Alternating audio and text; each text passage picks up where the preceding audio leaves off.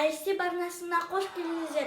Бізде азық-түлікке обзор болады. Мынау бізде морозильник ішінде еттер бар, а мынау бізде холодильник. Міне, мұнда қаймақтар бар. Қаймақтарды мен өте жақсы көремін, сондықтан олардан көп. Аңнақтан лапша, айару лапшаны өте жақсы көреді. Сосын кетчупты да айару өте жақсы көреді. Уже таусылып жатыр. Иә. Сосын майонез.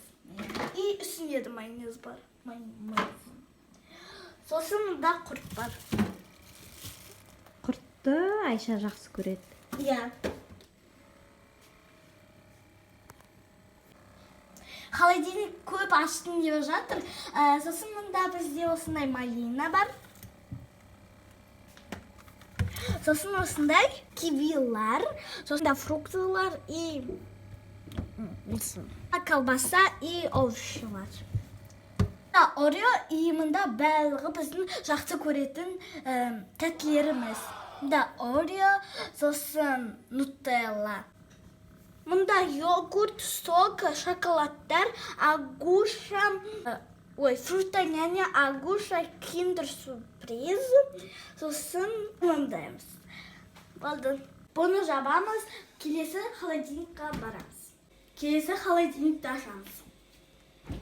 Міне, мұнда осындай заттар, тамақ жеу, овощелер, тамаққа бірнәрсе қосатындар, жұмыртқалар. Сосын енді морозильникті ашамыз.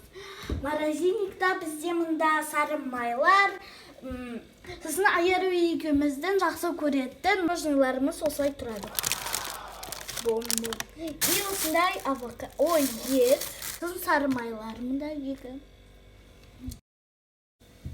Бұл видео ұнаса, лайк басып, подписаться етіп, комментария жазып кетіңіздер.